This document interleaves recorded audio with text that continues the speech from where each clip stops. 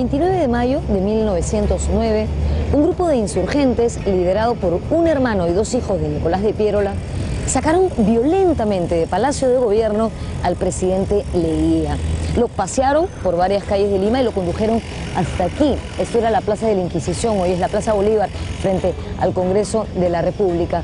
Al pie de este mismo monumento lo obligaron a renunciar a la presidencia. Pero él, a pesar de las agresiones y de las amenazas, no estaba dispuesto a hacerlo. Aquí, justamente, fue donde él dijo su ya famoso "no firmo".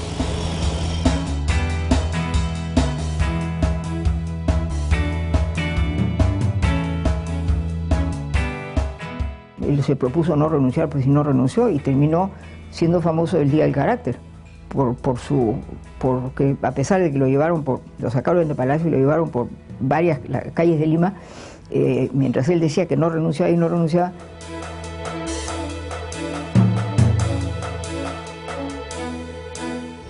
Finalmente, un piquete de caballería al mando del alférez Enrique Gómez llegó hasta aquí para liberar al presidente. Cuentan que esto quedó regado de cadáveres. La ciudadanía le expresó su apoyo a Leguía reconociendo su valiente acto y el gobierno nombró ese día como el Día del Carácter.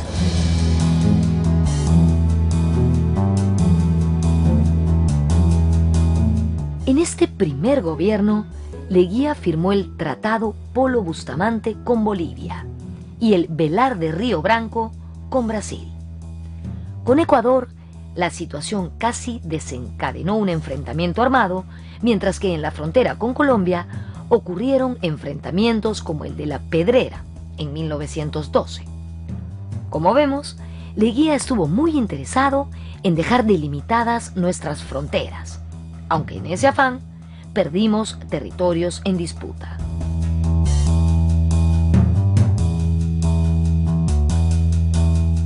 De las 5 fronteras territoriales que tenemos con nuestros vecinos, él cerró 4, porque él decía que el progreso del Perú no se iba a poder lograr sin cerrar las fronteras.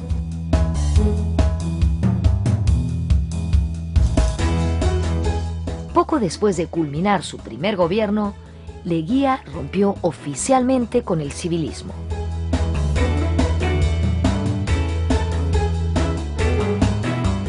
Hay una especie de distanciamiento ya de Leguía frente a su partido, en ese entonces el Partido Civil, porque allí se dio cuenta con mayor nitidez que con la visión que tenían los civilistas del Perú o del Estado peruano, nuestro país no iba a progresar.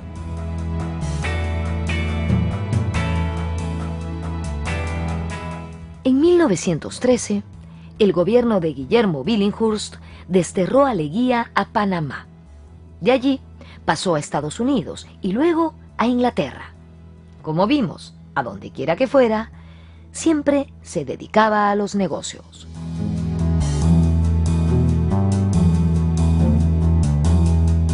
Pues lo deportaron. Se metieron a su casa, asaltaron su casa, lo mismo que sacaron al vicepresidente, que era Roberto Leguía.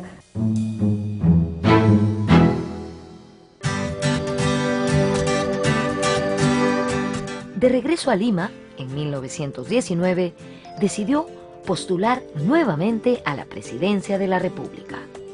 Apoyado por los estudiantes de la Universidad de San Marcos, que lo eligieron maestro de la juventud, y por el Partido Constitucional del veterano héroe Andrés Avelino Cáceres, Leguía triunfó en las elecciones. Alegando que su victoria no iba a ser reconocida por el Partido Civil, organizó un golpe de Estado contra el presidente José Pardo, que se efectuó el 4 de julio de 1919.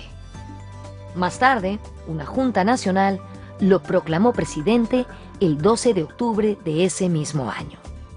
Se iniciaba así el periodo conocido como el Oncenio.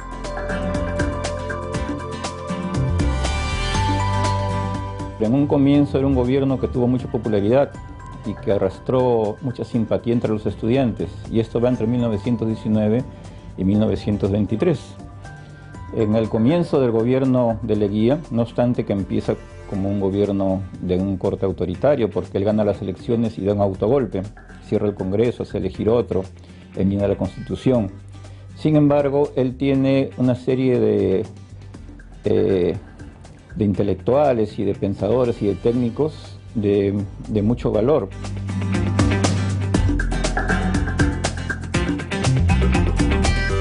El oncenio se caracterizó por la ruptura de Leguía con los llamados partidos políticos tradicionales y por promover un proceso de movilización social que favoreció a las clases medias peruanas.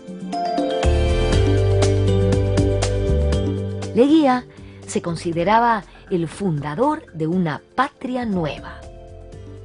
El 18 de enero de 1920 se promulgó una nueva constitución que amplió el periodo presidencial de 4 a 5 años.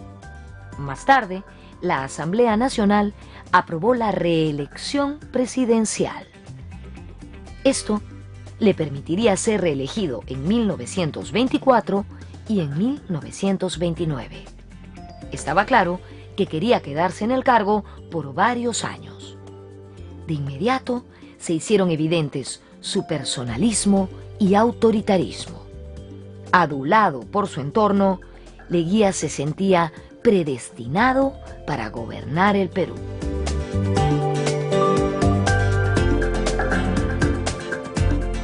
La gente cercana a Leguía lo convenció que su destino personal estaba muy ligado al destino del Perú. Entonces ahí ya viene el mesianismo, la gente que lo idolatra, la gente que le organiza una serie de ceremonias para exaltar su figura, y Leguía pues recurrió al mecanismo de la reelección, incluso no previsto por su propia Constitución de 1920, para quedarse en el poder.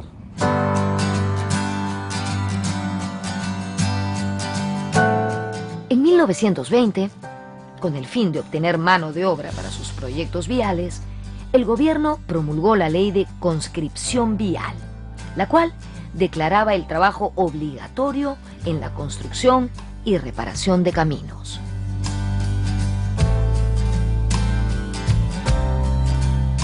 El imponer el uso de mano de obra obligatoria campesina para hacer carreteras, casi como un servicio militar de obras civiles, fue una medida que tuvo la oposición de ambos lados, ¿no? Por un lado la gente indigenista, sindicalista, campesinista, por otro lado los empresarios y los terratenientes antiguos campesinos, dueños de los grandes predios campesinos, que no aceptaban que sus intereses seran tocados, ¿no?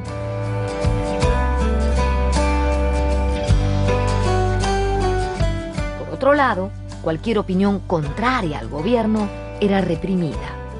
Es el caso de los diarios La Prensa y El Comercio, que fueron atacados por turbas de leguístas. Asimismo, las autoridades y estudiantes de San Marcos protestaron por la intervención de un grupo armado adicto a Leguía al recinto universitario. La universidad se declaró en receso mientras no se removieran de sus cargos a los ministros de Instrucción y de Gobierno. Así fue como San Marcos permaneció cerrada durante las celebraciones por el centenario de la independencia. En 1921, el Perú celebraba el centenario de la proclamación de la independencia y en 1924 los centenarios de las batallas de Junín y Ayacucho. Era un momento preciso para que Leguía muestre al mundo la modernidad que su régimen pretendía representar. Se organizaron grandes ceremonias y se levantaron impresionantes obras públicas.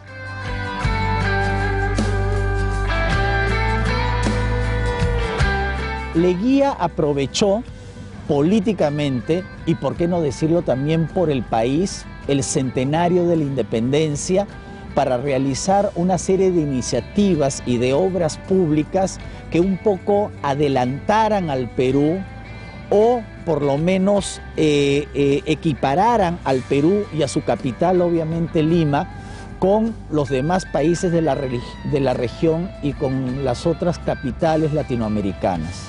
Para ello, hubo un gasto enorme de los recursos.